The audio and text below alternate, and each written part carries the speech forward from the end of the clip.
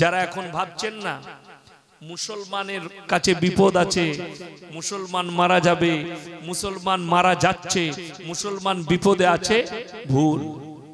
আল্লাহর নবীর হাদিস, খোরাসান থেকে এমন একটা দল বের হবে, এমন একটা যোদ্ধা বের হবে, তারা যাবে ঝান্ডা হাতে নিয়ে। তারা যখন এগুতে থাকবে, পৃথিবীর আর কোনো শক্তি তাদের সামনে দাঁড়িয়ে থাকতে পারবে না। সবাইকে টুকরো টুকরো করে বেরিয়ে চলে যাবে, আর গিয়ে আল আকসা মসজিদে ঝান্ডাটা গাড়বে। পৃথিবীতে ইসলাম প্রতিষ্ঠিত হয়ে যাবে। জোরে বলুন সুবহানাল্লাহ। গোটা পৃথিবীতে ইসলাম প্রতিষ্ঠিত হবে, এমন একটা দিন আসছে। শুনেলেন, পৃথিবীর শ্রেষ্ঠ মুফতি যিনি বর্তমানে জীবিত আছেন, তিনার নাম হচ্ছে মুফতি তাকি উসমানী, পাকিস্তানের। তিনি হচ্ছেন পৃথিবীর শ্রেষ্ঠ মুফতি। তিনি একটা বক্তব্যে বলেছেন, दुनिया के जो लोग समझ रहे हैं कि ये लड़ाई, ये युद्ध सिर्फ फिलिस्तीन, गाजा और इजराइल तक ठहरेगी नहीं, ये चिंगारी पूरे दुनिया को लपेट, पूरा दुनिया लपेट में आ जाएगी इसके चिंगारी में। এখন তো শুধুমাত্র 4-5টা দেশ পা লাগিয়েছে, ইরান, ইরাক, জর্ডান, লেবানন, এরা যুদ্ধে যোগদান করেছে। গোটা পৃথিবীটা যোগদান করবে। আর নবীজি সাল্লাল্লাহু আলাইহি সাল্লামের হাদিস, মহাযুদ্ধ যেটা হবে, মহাযুদ্ধ যেটা হবে, সেটা ফিলিস্তিনকে নিয়ে নয়, গাজাকে নিয়ে নয়, আল আকসাকে নিয়ে নয়, কাবাকে নিয়ে নয়, মদিনাকে নিয়ে নয়, যুদ্ধটা হবে ফোরাত নদীকে নিয়ে। ফোরাত নদীটা শুধু দুনিয়ার নদী নয়, ওই নদীটা জান্নাতেও থাকবে। জোরে একবার বলুন না সুবহানাল্লাহ। দুনিয়ার 4টা নদী, জান্নাতের 4টা নদী হবে। 1 নম্বর ফোরাত, 2 নম্বর নীল নদী, আর 2টো নদীর নাম আমার মনে পড়ছে না ঠিক।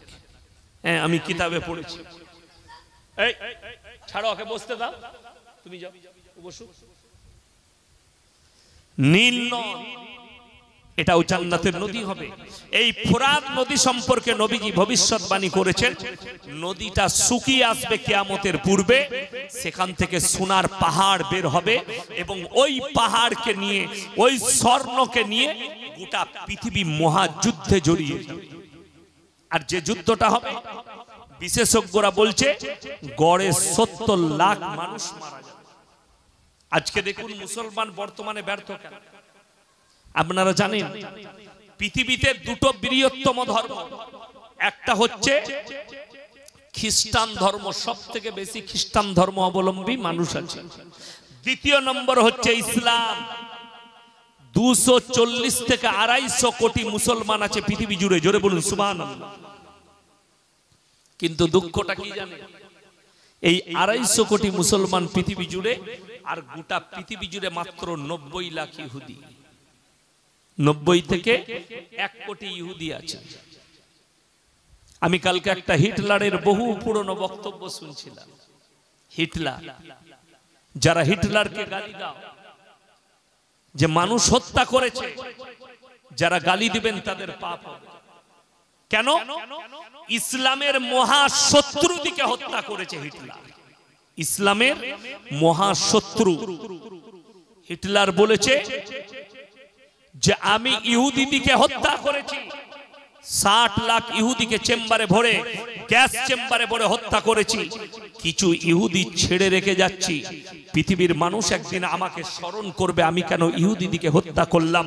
এরা এমন একটা বিষাক্ত জাতি, যারা এদিকে পানাহ দেয়, যারা এদের উপকার করে, এরা তাদেরকে সুযোগ পেলে 1টা মিনিট সময় লাগে না তাদেরকে হত্যা করতে। আজকে অনেক মুসলমান জানে না ইসরায়েলটা কোনো দেশ নয়, ইসরায়েল একটা বসতি। যেমন উদাহরণস্বরূপ বলি, দেখবেন এই ধরলেন বিহার থেকে কোনো মানুষ পালিয়ে এসেছে, সে আপনাদের গ্রামে এসে কাজ করে, তো কোনো বড় লোককে বললে দাদা আমাকে একটু জায়গা দেন, বাড়ি করব, আমি গরিব মানুষ। তো আপনি বড় লোক, আপনি দয়া করে তাকে বললেন আমার এই পুকুরের পাড়ে 1 বিঘে জমিটা আছে, ওর 1 কোণে তুই 2 কাঠার উপরে বাড়ি কর। কিন্তু সে কি করেছে? ওটা 1 কাঠা দখল করে নিল 10 বছর পরে। এরকম হয়েছে না হয়নি? হয়েছে। সেম কেস ইসরায়েলের। আমাদের কিছু হারামখোর মুসলিম রাষ্ট্র তারা বললে হিটলার সমস্ত ইহুদিদিকে হত্যা করছে, আহা এই কটা ইহুদিকে তোমরা, এই 10 লাখ 20 লাখ ইহুদি আছে এদিকে একটু জায়গা দাও। ফিলিস্তিনের উপরে চাপ সৃষ্টি হলো, থাকুক ফাঁকা জায়গা পড়ে আছে মরুভূমি, বাস করুক, বাস করতে লাগলো। এখন এই ইসরায়েল বলতে চাইছে ফিলিস্তিন বলে কোনো দেশ নাই, ভাবতে পারে। যারা মনে করছেন যে গাজার শিশুদের রক্তটা খনন হয়েছে, তারা শহীদ হয়েছে, অবাক হবেন, চোখ দিয়ে আপনার পানি আসবে। গতকাল দেখছিলাম মেয়েটা আরবিতে বলছে যে অর্ধেকটা ঢাকা আছে মেয়েটা, স্তূপ, বোমের স্তূপে ঘর ভেঙে গেছে অর্ধেকটা। মেয়েটা 10 বছরের একটা বাচ্চা, সেই বাচ্চাটা অর্ধেক ঢাকা আছে অর্ধেক খোলা আছে। তো বেঁচে আছে, সে মারা যাবে, তাকে বার করার কোনো সুযোগ নেই। এক হারামখোর মিডিয়াওয়ালা গিয়ে তার ক্যামেরা করে ফটো তুলছে। সে ওই মৃত্যুর সময় অনুরোধ করছে, দাদা আমার ফটো তুলো না, এই অবস্থায় আমার শরীরে হিজাব নেই, আমার মাথা ঢাকা নেই। জোরে বলুন সুবহানাল্লাহ। তাদের ঈমান কতটা মজবুত যে আমার শরীরে কাপড় নেই, মাথায় কাপড় নেই, আমার ছবি তুলে বিশ্বকে দেখিও না, আমি আল্লাহকে জবাব দিতে পারবো। আর একটা বাচ্চা মেয়ে কি বলছে জানেন? কাঞ্চা কে আল্লাহ মুঝে মौत দে দে। তারা মৃত্যু চাইছে ক্ষুধার জ্বালায়। তো একজন জিজ্ঞেস করছে তুমি মরণ কেন চাইছো? বলে দুনিয়াতে রুটি পাইনি, যদি মরে যাই তা আল্লাহ আমাদেরকে জান্নাতে খাবার দিবে। জোরে বলুন সুবহানাল্লাহ। আমি যদি মারা যাই আল্লাহ আমাকে জান্নাতে খাবার দিবে। হাদিস শুনেলেন, নবীজি আকরাম সাল্লাল্লাহু আলাইহি ওয়াসাল্লাম হাদিস বর্ণনা করলেন। এটা পৃথিবীর মানুষের জানা দরকার। যদি কোনো মাসুম বাচ্চা মারা যায় আল্লাহ তাদেরকে জান্নাতের বাগিচায় রাখেন। জোরে বলুন সুবহানাল্লাহ। এটা হাদিস নবীজি। 35,000 শিশু হত্যা হয়েছে গাজার ফিলিস্তিনে। গোটা বিশ্ব নীরব বসে আছে। পৃথিবীতে 48টা মুসলিম রাষ্ট্র আছে যাদের কাছে সামরিক ক্ষমতা আছে, সামরিক বাহিনী আছে, অস্ত্র আছে। তার মধ্যে 10টা এমন মুসলিম রাষ্ট্র আছে যাদের কাছে আমেরিকার মতো দেশের সঙ্গে যুদ্ধ করার মতো অস্ত্র শস্ত্র আছে। তার মধ্যে 1 নম্বর ইরান, 2 নম্বর আপনার পাকিস্তান, 3 নম্বর হচ্ছে তুরস্ক, এদের কাছে সৌদি আরবিয়া, এদের কাছে লেবানন, এদের কাছে অস্ত্র ভান্ডার আছে। পাকিস্তানের কাছে 165টা পরমাণু বোমা আছে, 90টা পরমাণু বোমা আছে তুরস্কের কাছে। ইরানের কাছে গোপনে কতগুলো পরমাণু বোমা আছে কেউ জানে না। ইরান যে ড্রোনটা তৈরি করেছে আমেরিকা পর্যন্ত ভয় খাচ্ছে সেই ড্রোনের দ্বারা। আজকে ভ্লাদিমির পুতিন রাশিয়ার যিনি প্রেসিডেন্ট, রাশিয়ার যুদ্ধই যে এলাকাগুলো দখল করেছে শুধু ইরানের কৃতিত্বতে দখল করেছে। ইরানের ড্রোন হামলা করে সেই এলাকাগুলো দখল করেছে। এত ডেঞ্জার ড্রোন তৈরি করেছে, 200টা ড্রোন মেরেছে, ড্রোন হামলা করেছে একদিনে ইসরায়েলের ওপরে। ভারতের কুত্তা মিডিয়ারা ইসলামের বিরুদ্ধে সর্বক্ষণ ষড়যন্ত্র করে চলেছে, সর্বক্ষণ। কত মৌলবীর জবানকে দাবানোর চেষ্টা করা হচ্ছে, আপনারা অনুভব করতে পারবেন। তার কারণ কি? মুসলমান। আপনি দেখুন এখন মুসলমান আমল করবে না, আমল করতেও চাইবে না। বড় কষ্ট লাগে। আমরা জালসায় যাচ্ছি, আপনার ঘরে মেহমান আসছে, আপনার ঘরে কুটুম আসছে, আপনার বেটা বিটির বিয়ে হচ্ছে, আমরা এমন কিছু দ্রব্য পান করছি, এমন কিছু জিনিস ব্যবহার করছি, আমরাই হেল্প করছি বিশ্বের মুসলমান ইহুদিকে হেল্প করছে মুসলমানকে মারো। যদি বলেন কেমন করে? আল্লামা তাকি উসমানী বলেছেন যে मैं बड़ी सोच समझकर ये फतवा दे रहा हूं पूरे आलम के मुसलमान के लिए कि इजराइल के जितने भी माल है ये हराम है, इस समय मुसलमान के लिए हराम है। যেমন কি কি? থানসা, কোকোকোলা, স্প্রাইট, 7 আপ, মাজা, মেরিন্ডা, ফ্যান্টা, এই জিনিসগুলো হারাম। ডেয়ারি মিল্ক, চকলেট যেটা আমরা বাচ্চাদের জন্য কিনি। দেখুন ভারতে 40 কোটি মুসলমান, 20 কোটি মুসলমান যদি প্রত্যেকদিন 2 লিটার থামস আপ কিনে, একটা 2 লিটার থামস আপের দাম হচ্ছে 100 টাকা, ঠিক কি না? এই 100 টাকায় 60 টাকা 40 টাকা সঙ্গে সঙ্গে, যেমনি আপনি 100 টাকা দিয়ে একটা থামস আপ কিনবেন 2 লিটার, 40 টাকা ইসরায়েলের পকেটে চলে গেল। যদি 20 কোটি মুসলমান প্রত্যেক দিন যদি 40 টাকা করে দেয়, 4 20 80 কোটি টাকা একদিনে।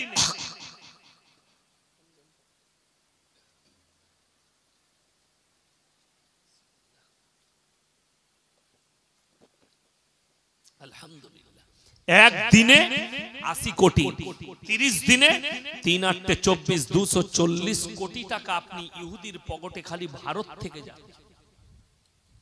আর সেই টাকা মুসলমানদেরকে হত্যা করার কাজে লাগাচ্ছে।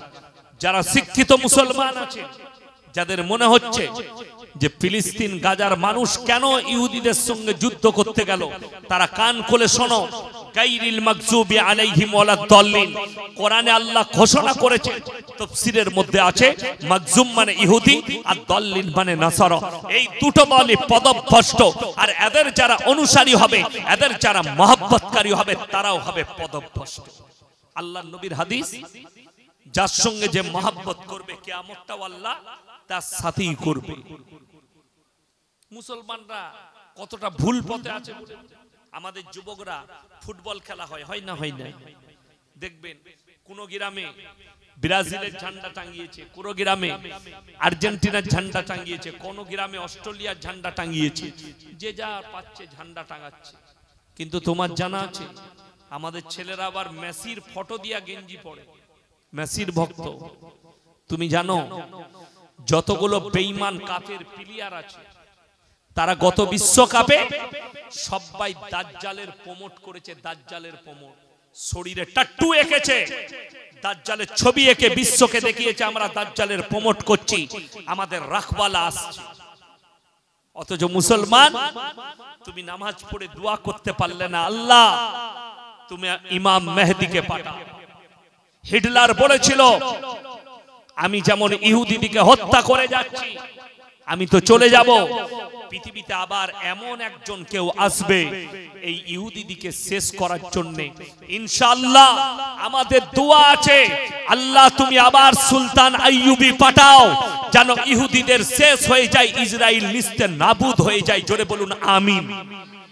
আমার মুসলমান ভাই, ইহুদিদের জন্য কোরআনে বলা হয়েছে ইসলামের সবথেকে বড় শত্রু হচ্ছে ইহুদি এবং নাসারা, এই দুটো দল।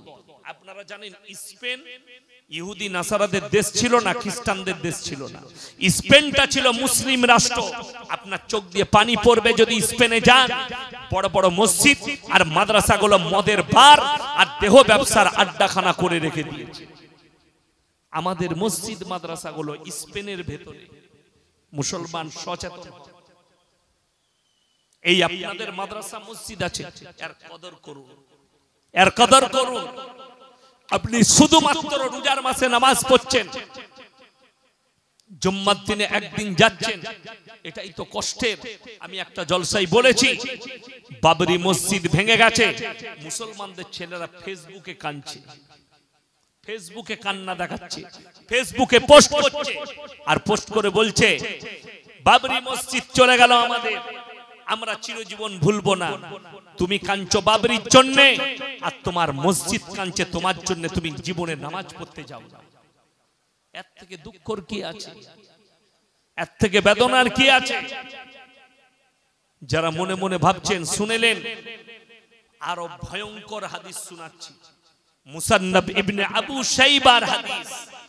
আল্লাহর হাবিব সাল্লাল্লাহু আলাইহি সাল্লাম বর্ণনা করলেন, হে আমার সাহাবীরা শোনো, পৃথিবীতে এমন একটা যুগ আসবে, দিন আসবে, মসজিদগুলো মুসল্লিতে ভরে যাবে। জোরে বলুন না সুবহানাল্লাহ।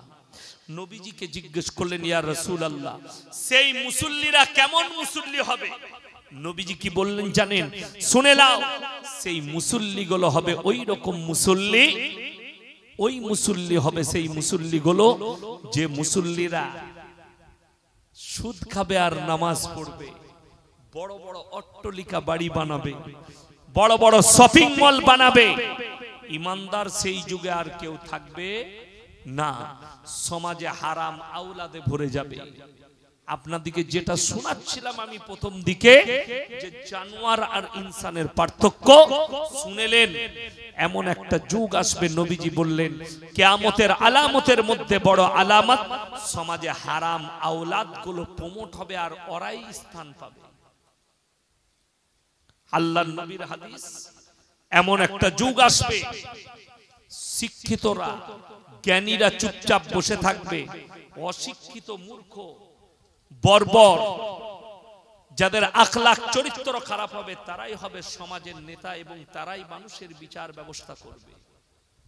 এটা কিয়ামতের আলামতের মধ্যে একটা বড় আলামত, বড় আলামত একটা।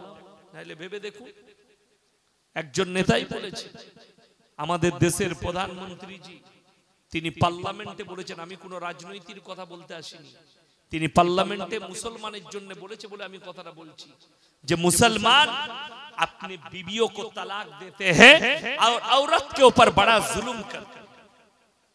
ওই জন্য আমি তালাকের বিল আনছি। মুসলমানরা বিবিকে তালাক দেয়, দিয়ে জুলুম করে।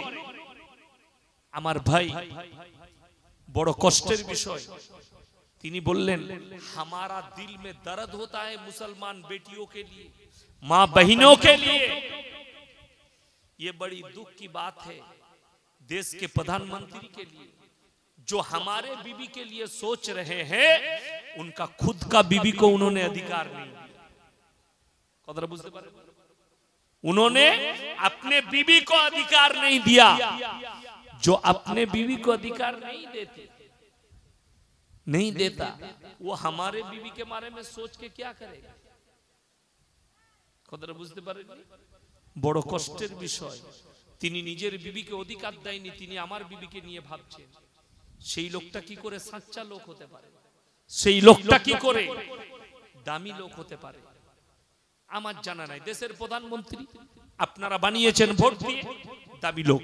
কিন্তু ইসলামের বিরুদ্ধে কথা বললে আমরা কিন্তু গায়ে মেখে নেব না, তার উত্তর আমাদের কাছে আছে। বড় কষ্ট লাগে।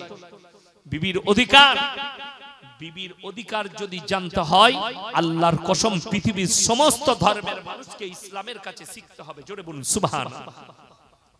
তার এক নম্বর অধিকারটা শুনেলেন, তোমরা তোমাদের বিবিকে ঢেকে রাখো। ওয়াদরিব খুমুরিহিন্না আলা জুনুবিহিন, তোমরা তোমাদের বিবিকে ঢেকে রাখো। হে নারী, পর্দা করে নাও, তোমরা জীবনে ধর্ষিতা হবে না, লাঞ্ছিত হবে না। আজকে দুঃখ লাগে, আমি যে দেশে বাস করছি, আমি ভারতের একজন নাগরিক, সেই হিসাবে দুঃখ লাগে। একজন মুসলমান মা, একজন মুসলমান বোন, একজন বিটি, সে যদি স্কুলে যায়, কলেজে যায় বোরকা পরে, তাকে কেস লড়তে হয় কোর্টে গিয়ে, সুপ্রিম কোর্টে আর হাই কোর্টে কেস লড়তে হয়। আর বড় দুঃখ লাগে, আমাদের Delhi airport, Mumbai airport, Kolkata airport, যতগুলো হায়দ্রাবাদ এয়ারপোর্ট, বড় বড় এয়ারপোর্ট আছে, সেখানে ন্যাংটো ঘুরে বেড়াচ্ছে কিছু নারী, তাদেরকে কেস লড়তে হয় না ন্যাংটো ঘুরলে। তাইলে তুমি বলো, তুমি নারীকে ইজ্জত করো না, ইসলাম ইজ্জত করে। আমরা চাই নারীকে ঢেকে দাও, নারীর শরীর ঢাকো, আর তোমরা চাইছো নারীর শরীর খুলে দাও। আজকে আমাদের কিছু হারামখোর জন্ম নিয়েছে, তারা বলছে এই মৌলবীরা কি জানে, এরা মডেলিং এর যুগে নাই। এখন মডেলিং, মেয়েরা ছোট পোশাক পরবে, এটা মডেল, মডেলিং এর যুগ। শুনেলেন, গায়ে নিবেন না। আমি কারো পরোয়া করে কথা বলছি না। যদি মনে হয় ছোট পোশাক পরাটা মডেলিং, তাইলে শুনেলেন, আপনার এই গ্রামে সব থেকে বড় মডেলিংটার নাম হচ্ছে কুত্তাটা। কুত্তা যে কাপড়ই পরে না, কথাটা বুঝতে পারেন? সব থেকে দামি মডেলিং হচ্ছে ওই কুকুরটা, যে তো কাপড়ই পরে না। তার মধ্যে আর তোমার মধ্যে পার্থক্য নাই। পোশাক সে পরে, আল্লাহ যাকে শালীনতা দিয়েছে, আল্লাহ যাকে ইজ্জত দিয়েছে, যার মধ্যে ইজ্জত আছে। প্রত্যেকটা নবী চারটা সুন্নত, সমস্ত নবীদের সুন্নত হচ্ছে চারটা সুন্নত। জোরে বলুন সুবহানাল্লাহ। এক নম্বর মেশওয়াক করা, এটা সমস্ত নবীদের সুন্নত। দুই নম্বর খুশবু কা ইস্তেমাল করনা, খুশবু ব্যবহার করা প্রত্যেকটা নবীর সুন্নত। তিন নম্বর হায়া শরম করা, হায়া শরম লজ্জা শরম, খারাপ জিনিস থেকে লজ্জা কর, নোংরা জিনিস থেকে লজ্জা কর, মাথাটা নামিয়ে নাও।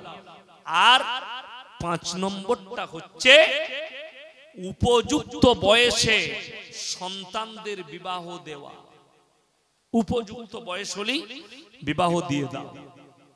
এই পাঁচটা চারটা সুন্নত প্রত্যেকটা নবীর সুন্নত। যতগুলো নবী পয়গম্বর আল্লাহ পাঠিয়েছে এই চারটা সুন্নত সকলের সুন্নত। তার মধ্যে মারাত্মক হচ্ছে হায়া আর শরম, লজ্জা আর শরম, এটা মারাত্মক। একটা নারী নোংরা পোশাক পরে যাচ্ছে, তওবা ইস্তেগফার পরে চেহারাটা ফিরিয়ে তার কাছ থেকে লজ্জা করো, নিজেকে লজ্জা করো, লজ্জা বোধ করো। আমি একবার হায়দ্রাবাদ এয়ারপোর্টে বসেছিলাম, আমার ফ্লাইট ছিল দুর্গাপুর পর্যন্ত। তো কোন রাশিয়ান কিংবা অস্ট্রেলিয়ান মেয়ে হবে, কি বুঝলেন, নোংরা পোশাক পরে আছে, আমাকে টিকিটটা দেখাতে আসছে, গেট নম্বর। আমি তার দিকে না তাকিয়ে বললাম নট নট, ছেড়ে যাবে। সে আবার অন্য কারো কাছে গেল। কেন? তার পোশাক দেখে আমি লজ্জায় মাথা নামিয়ে তাকে সরিয়ে দিলাম। এটা আখলাক। আমি আপনাদেরকে বলছিলাম একটু আগে যে হুজুরদের দ্বারা জাহান্নাম উদ্বোধন হবে। আপনি দেখুন পার্শ্ববর্তী দেশ বাংলাদেশ, কিছু হুজুর বেরিয়েছে, তারা প্রেমের প্রমোট করছে, জিনা করার প্রমোট করছে, সমাজকে জিনা করার সালাহ দিচ্ছে। একটা ছেলের নাম দেখলাম হুজুর সেজেছে, আবরারুল হক আসিফ, ঠোঁট পালিশ লাগিয়ে স্টেজে বক্তব্য দেয়, দেখতে ভালো লাগলো বলে মেকআপ করে স্টেজে বসে। আমি আল্লাহর কৃপায় আমার মাদ্রাসা থেকে ক্লাস করে যে পোশাক পরে বেরিয়েছি, যে লুঙ্গি জামা পরে সেটা পরেই আমি স্টেজে এলাম, খালি উজু করে চলে এলাম। কেন? ইসলামে সাজসজ্জার প্রয়োজন নাই। যারা নামাজি হবে, দিনদার হবে, যারা পরেজগার হবে, আল্লাহ আল্লাহর কুদরত থেকে তাদের মধ্যে নুরানিয়াত দান করবে। সাজগোজের প্রয়োজন নাই। আপনারা মনে করেন যে আমি শুধু 24 পরগনা বলে থাকি না, আমার 11 তারিখে মুম্বাই ফ্লাইট আছে, আমি আমার দুর্গাপুর থেকে ফ্লাইট ধরবো, লুঙ্গি পরি সফর। আমি অল ইন্ডিয়া লুঙ্গি পরে সফর করি, অল ইন্ডিয়া। আমার একজন বন্ধু বলছে হুজুর পায়জামা পরে না, মানে তুই যেটা পরে আছিস প্যান্টার দাম কত? বলে হুজুর 500 টাকা। আমি আমার লুঙ্গির দাম 1500 টাকা, বাংলাদেশের লুঙ্গি। তোর গোটা শরীরের কাপড়ের থেকে দাম বেশি আমার লুঙ্গি। বড় কষ্ট লাগে মানুষ পোশাক দেখে। আমার যারা বাপের বয়সী আছে ইমানদারির সঙ্গে বলবেন, এমন একটা যুগ গেছে, মানুষ তো অভাবে ছেঁড়া কাপড় পরতো আমাদের দাদিরা, ঠিক কিনা কথা বলে, তারপরেও তাদের শরীর কেউ দেখতে পাইনি। আর এখনকার যুবকরা হারামখোররা, এরা স্বভাবে ছেঁড়া জামা পরছে।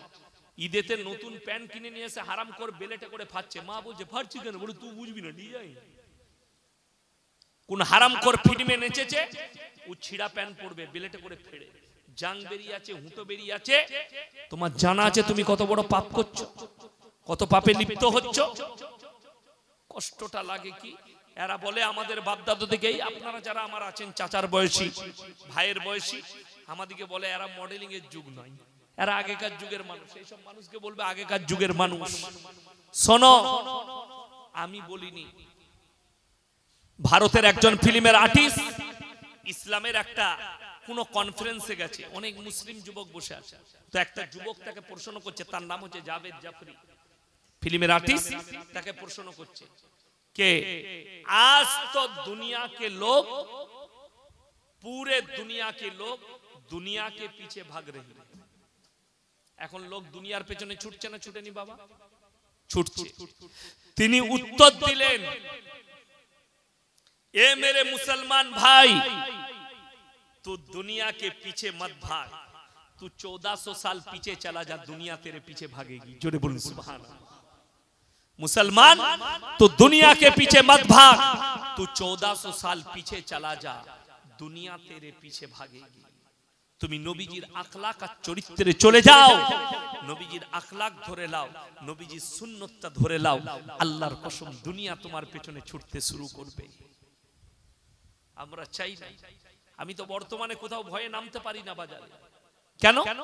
যেখানে নামি লোক ছুটে আসে। আমি আমার বর্ধমান থেকে বেরিয়ে এসে শক্তিগড় বলে একটা জায়গা আছে, সেখানে ল্যাংচা ফ্যাংচা বিখ্যাত। আমি একটা দোকানে দাঁড়িয়ে বরাবর চা খাই, ল্যাংচা কুঠি। ওটা আমাদের মুসলিমদের দোকান এবং সব থেকে ভালো দোকান। তার ল্যাংচাও ভালো, তার সবকিছুই ভালো। আমার সঙ্গে পরিচিত আছে, আমি তাদের কাছে চা খাই, লস্যি খাই। তো ওখানে দাঁড়ালে প্রত্যেকদিন যদি দাঁড়ায় আমি জলসা করতে আসার সময়, তো কিছু লোক আমার সঙ্গে ফটো তুলতে আসে।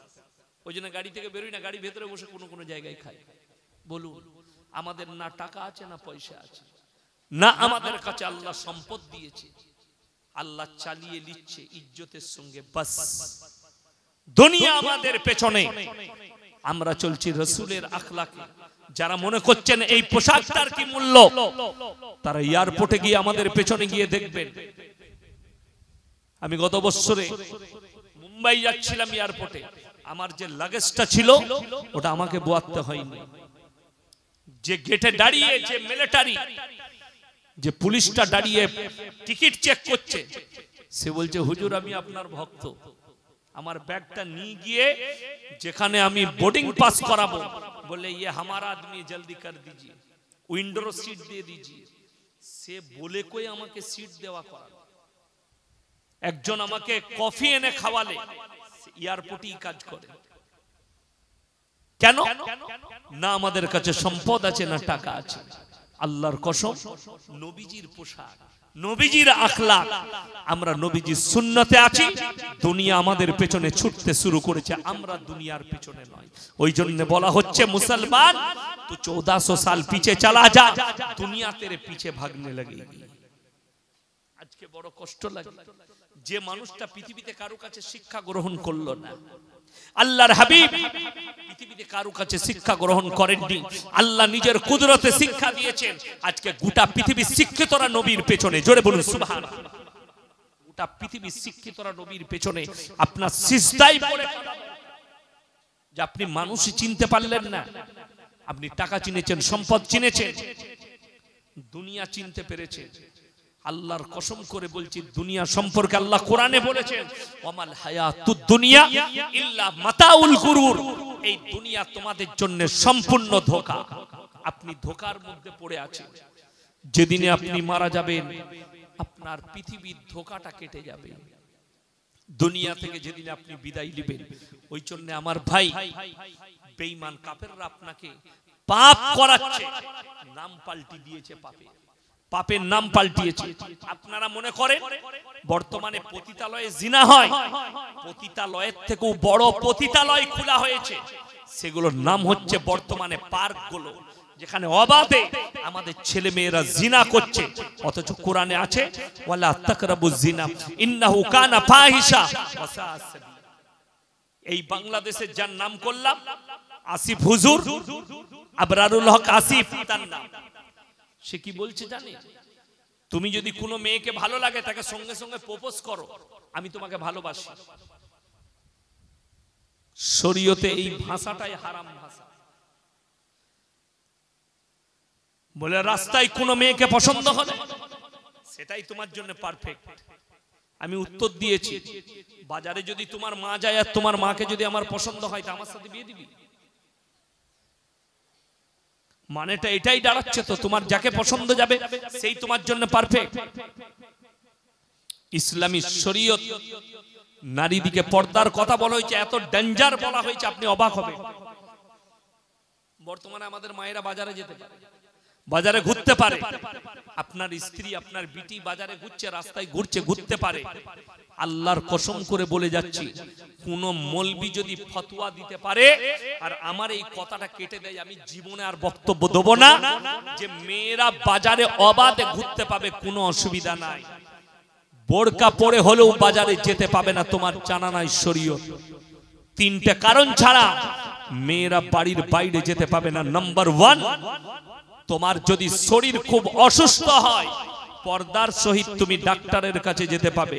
নাম্বার 2, কাছের আত্মীয় মারা গেলে তুমি পর্দার সহিত যেতে পাবে। নিকটতম আত্মীয়, দূর সম্পর্কে নয়, নিকটতম আত্মীয় বলা হয়েছে হাদিসে। 3 নম্বর, হজ ফরজ হলে তুমি হজ করতে যেতে পাবে যার সঙ্গে তোমার বিয়ে হারাম আছে। যার সঙ্গে বিয়ে হারাম, যার সঙ্গে বিয়ে জায়েজ আছে তার সঙ্গে হজ হবে না। কথাটা বুঝতে পেরেছেন না পারেন? একটা নারীর বিয়ে তার ফুফুইতো ভাইয়ের সঙ্গে জায়েজ আছে না? না আছে। একটা মেয়ের বিয়ে তার চাচাতো ভাইয়ের সাথে জায়েজ আছে, জায়েজ হবে না, যাওয়া হারাম। চাচার সঙ্গে বিয়ে হারাম, চাচার সঙ্গে যেতে পারে। ভাইয়ের সঙ্গে বিয়ে হারাম, মায়ের পেটের ভাই যেতে পারে, জায়েজ আছে। শরীয়তকে আপনি মনে করেছেন আমার ঘরে জায়গির না, মন চাই জিন্দেগির নাম শরীয়ত নয়, রব চাই জিন্দেগির নাম হচ্ছে শরীয়ত। আপনি শরীয়তটাকে নিজের মনে করেছেন, নিজের মতো করে চলবেন না। যে মেয়েরা রাস্তায় ঘুরে বেড়াচ্ছে বেপর্দা ভাবে, আপনার জানা আছে ইসলাম নারীদের জন্য পর্দাকে ফরজ করা হয়েছে শরীয়ত। আর এই বেঈমান কাফেররা তারা নাম করেছে মডেলিং এর যুগ, আর মেয়েদিকে রাস্তায় তুলে দিয়ে আমরা বার করে দিয়েছি রাস্তায়। আপনি বলছেন গর্ব করে আমি একজন মুমিন ব্যক্তি, আমি একজন মুসলমান। মসজিদে ফজরের নামাজটা পড়লেন, সকালবেলায় উঠে আপনি নিউ টাউন যাবেন বউকে নিয়ে, আপনার ফুল হাত শার্ট আর ফুল প্যান্ট, আপনার শরীর ঢাকা, আর পেছনে বউ শাড়ি পরে বসেছে, বউয়ের পেটু বেরিয়ে আছে, পিটু বেরিয়ে আছে, আর তুমি নিজেকে মুমিন বলে দাবি করো। জোহরের সময় নামাজ পড়ে বলবে আমি মুমিন, তোমার জন্য জান্নাত সহজ হয়ে যাবে। তুমি চিন্তা ভাবনা করবে রাতের বেলায় বাড়িতে গিয়ে যে আমরা কোন পথ অবলম্বন করছি। আল্লাহর কসম পেরুবার রাস্তা খুঁজে পাবে না, না তোমার বিবি পাবে, না তোমার সন্তান পাবে, না তুমি পাবে। আর যারা মনে করছেন যে না আমি তো তাহাজ্জুদ গুজার, আমার সন্তানকে আমার বিবিকে এদিকে জান্নাতে পাঠিয়ে দেব। হযরতে নূহ নবী অনুরোধ করেছে, আমি বিনীত অনুরোধ করছি তোমরা আমার আল্লাহকে বিশ্বাস করো। তারা বললে আমরা বিশ্বাস না করলে তোমার আল্লাহ কি করবে? বলে আমার আল্লাহ তোমাদেরকে কঠিন আযাবে মুবতালা করবে। তোমার আল্লাহ কি আযাব দেবে? বলে আমার আল্লাহ তোমাদেরকে বন্যায় ডুবিয়ে দিবে, কঠিন বন্যা দিবে। তারা বললে নূহ নবীর ছেলে কেনান বলছে তোমার আল্লাহ যদি বন্যা দেয় এমন উঁচু জায়গায় চেপে যাব যেখানে তোমার আল্লাহর পানি পৌঁছাতে পারবে না। বলুন নাউজুবিল্লাহ। এত বড় চ্যালেঞ্জ আল্লাহ।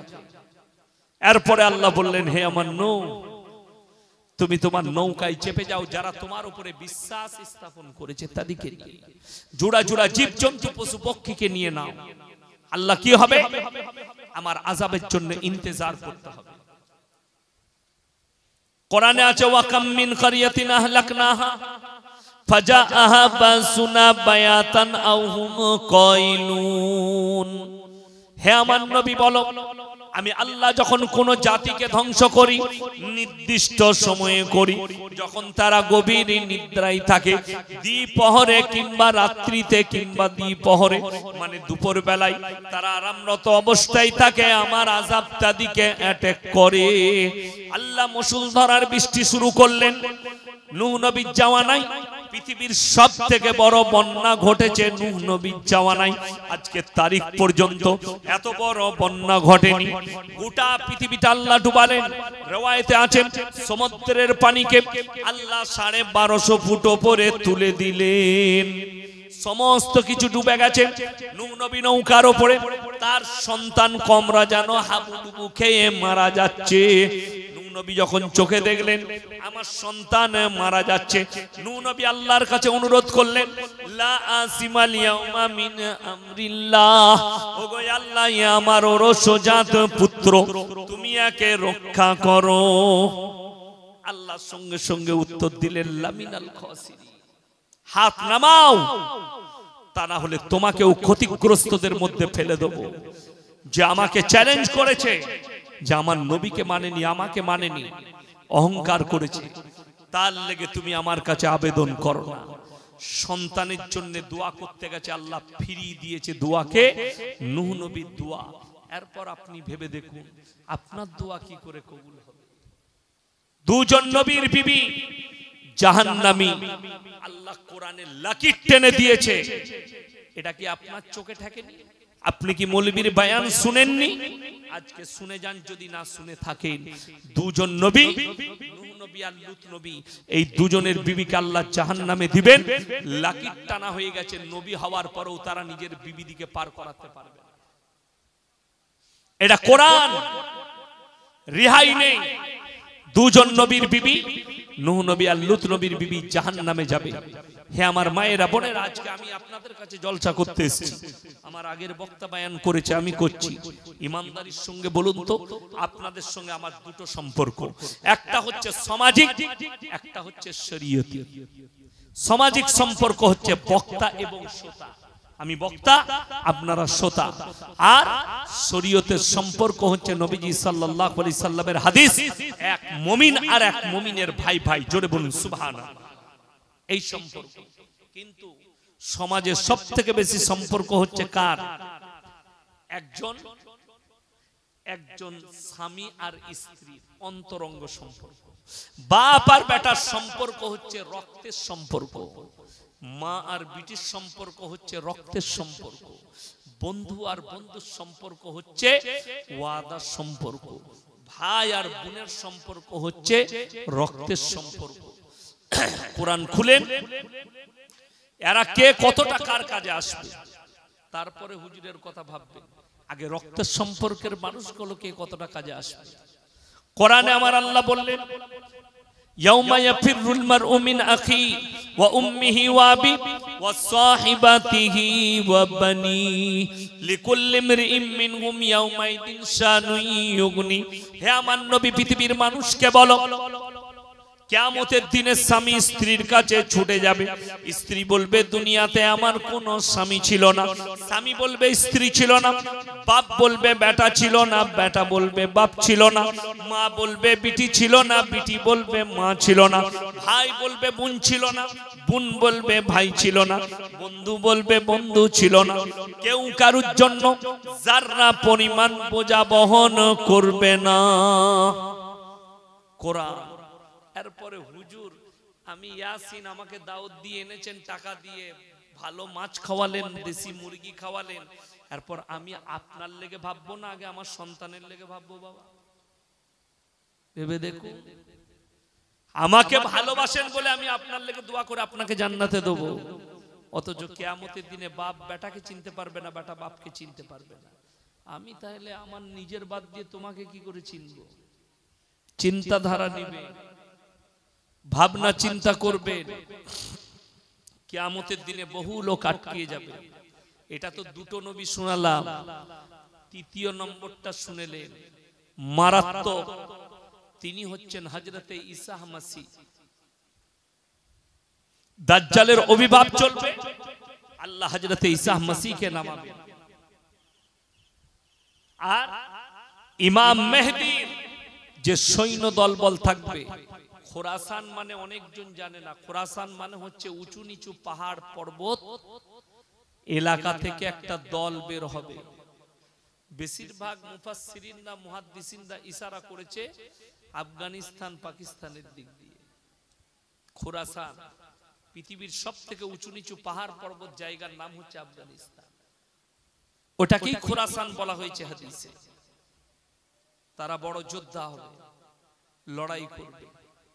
আমার মুসলমান ভাই, আপনি ভেবে দেখুন, চিন্তা করুন যে আমাদের মতো মৌলবীর ওপরে আপনার ভরসা আছে, অথচ আপনি নিজের উপরে ভরসা রাখেননি। কোরআনকে জিজ্ঞেস করুন, যারা আল্লাহ ব্যতীত অপরকে বিশ্বাস করে, আজকে খ্রিস্টানরা বর্তমানে কেন ফেরে পড়বে কিয়ামতের দিনে? একটাই কারণে, তাদের গির্জায় দুজনার মূর্তি রাখা আছে। কজনের বললাম? দুজন।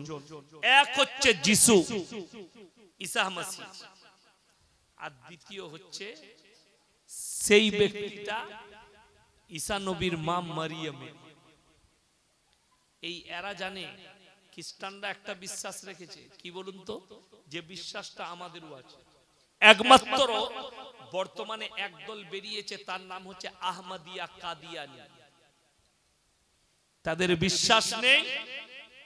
তারা বলছে গোলাম আহমদ কাদিয়ানি হচ্ছে ঈসা মাসিহ। তাহলে মরল কি করে? ঈসা মাসিহ তো মারা যায়নি। কোরআনে আছে আল্লাহ আসমানে তুলে নিয়েছেন, জোরে বলুন সুবহানাল্লাহ। তিনাকে নামানো হবে, ঈসা মাসিহকে। হযরতে ঈসা মাসিহ আসমানে আছেন, তিনি এমন একজন পয়গম্বর। ঈসা মাসিহকে আল্লাহ নামাবেন, দুনিয়াতে 40 বছর জীবন যাপন করবেন, দাজ্জালকে মারবেন, দাজ্জালের সঙ্গে ঈসা মাসিহর যুদ্ধ হবে, ঈসা মাসিহর সৈন্যের সঙ্গে দাজ্জালের যুদ্ধ হবে, পরাজিত হবে দাজ্জাল। ইহুদিরা আপনার ইসরায়েলে গেট তৈরি হয়ে গেছে দাজ্জালের জন্য গেট তৈরি হয়ে গেছে, তাকে আমন্ত্রণ জানানো হবে। তার গেট এখন থেকে তৈরি করে ফেলেছে ইহুদিরা।